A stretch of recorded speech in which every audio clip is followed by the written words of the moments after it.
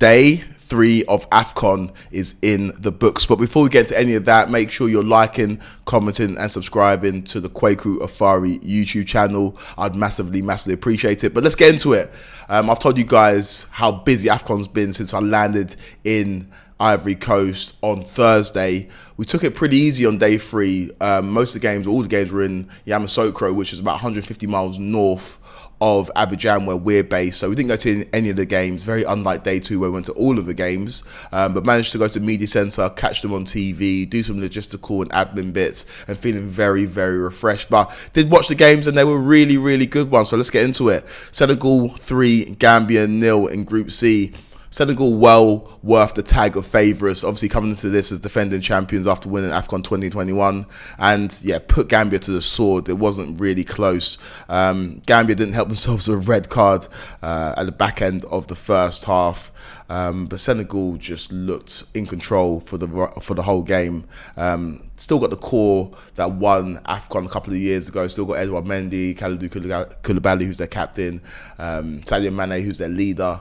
And despite the fact that those players are the wrong side of 30 and now playing their football in Saudi Arabia, they've got the know-how. And in a tournament where we've seen big teams slip up, there was no mistakes there from Senegal. They made sure they did their job. All the talk after the game was about Lamine Camara, who scored a brace.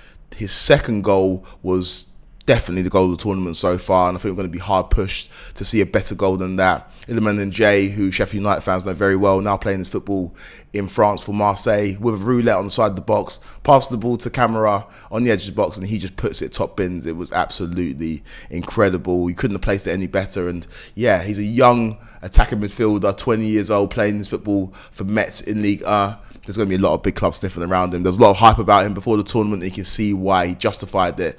Top goal scorer in the tournament at the moment, and yeah, we've won the goals of the tournament. And after the game, talked about his influences being players like Sadio Mane, and you can really see that he's Senegal's shining light and bright hope.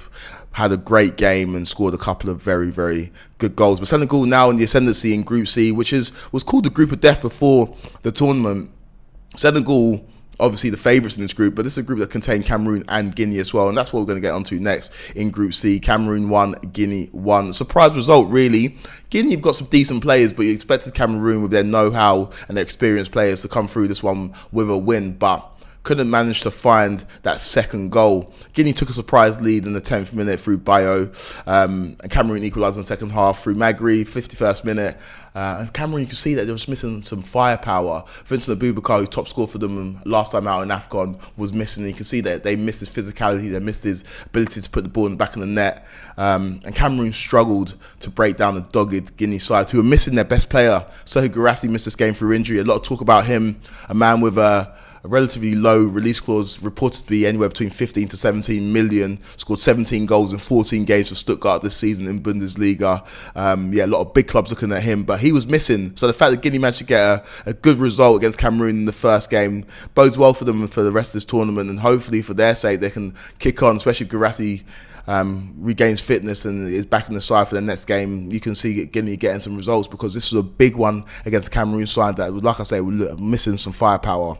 A lot of talk surrounding this game was about the off-field antics, and I'm going to get into that. I don't know what to say. Andre Onana's not had a great start to life at Manchester United. I don't want to pile on him because he's a good goalkeeper. And obviously we know about the stigma when it comes to black goalkeepers. But he has not helped himself. Obviously, Cameroon and Manchester United came to an agreement that Onana could play for United against Spurs on Sunday and then fly out to play a game at Afcon on Monday. How and who thought that was going to work? Who thought that was going to work? Absolutely ridiculous from the side of Andre Onana and Cameroon. The fact that they allowed that to happen, I don't know, I think that's absolutely silly. Rigobert Song and Onana have had their problems previously. He was exiled from their World Cup squad, fell out with the manager. And I don't understand this pandering to Onana. Yeah, of course he's one of your key players, but allowing him to play a game a day before you kick off your Afcon campaign is just disrespectful to the competition and honestly disrespectful to your teammates. I just don't understand why that was allowed to happen. And of course, the second part of this is the Western media jumping on it. Oh, look how chaotic Afcon is. So willing to cover that story less willing to cover the actual tournament itself, absolutely salivating and running to their keyboards to type up about how ridiculous and chaotic Afcon is, and you can just see straight through it. It felt a little bit gross yesterday when you saw how happy a lot of the Western media outlets were to report about Onana being stuck 150 miles away from where his game was, and Onana allowed that to happen. The fact that he agreed to play for Manchester United on the Sunday before his team plays on the Monday and thought that he'd be able to get back in time is absolutely stupid. We saw the videos of him, or the pictures of him being stranded somewhere in the Ivory Coast. And yeah, honestly, that whole situation has just really pissed me off. I just don't think that's a good look for the tournament.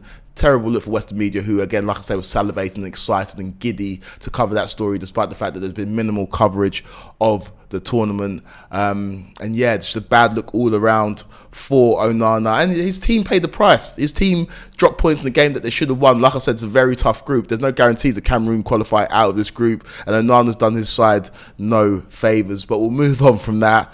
Last game of the day, 8 o'clock kickoff, Algeria versus Angola. Another surprise in Afcon 2023. Expected Algeria to come in this game and roll over Angola or see them off pretty seamlessly, but they couldn't. They took an early lead in the 18th minute, but Angola equalised through a penalty through Passasia.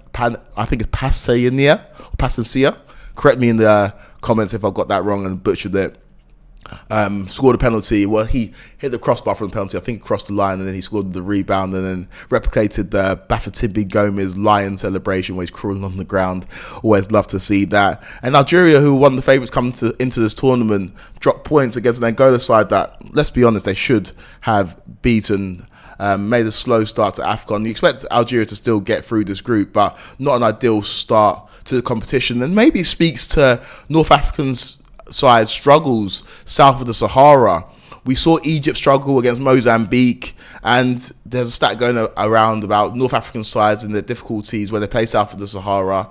No North African side has won an Afcon tournament south of the Sahara since 2010, and that was Egypt in Angola, which is of course in East Africa. So yeah, we have to keep an eye on that one, because we're going to see Morocco play very, very shortly. We'll see how they perform. They're one of the favourites, if not the favourites for the tournament. But yeah, North African sides seem to have a problem when it comes to playing out of their climate, and so we'll keep an eye on that one. But yeah, another eventful day at Afcon. Some shocks, some surprises, some drama off the pitch in terms of the Onana situation. But we go again. It's the football never stops, and that's the thing about these group stages. It can be very, very tiring, but if you love football, you love to see it, because the football doesn't stop. You see some surprises, you see some shocks, and you see some players that you don't really know about out here on a Football Manager scouting mission. Really, just seeing some players, unearthing some gems, and again, being around the fans and immersed in the culture. It's been a great tournament so far. Today, Burkina Faso take on Mauritania, Tunisia versus Namibia, and Mali versus South Africa. Very, very excited to see Mali. They've never won Afcon, and I think this is a great chance for them to win their maiden competition. They've got to get through a South Africa side today who are very, very experienced, but we'll see how it goes. Guys, make sure you're liking, commenting, and subscribing to the channel. Let me know more content you want me to make in the comments down below. Let me know your thoughts on the tournament so far, especially on the Onana situation, because yeah, I think he's let his side down. And we're back with more videos very, very soon.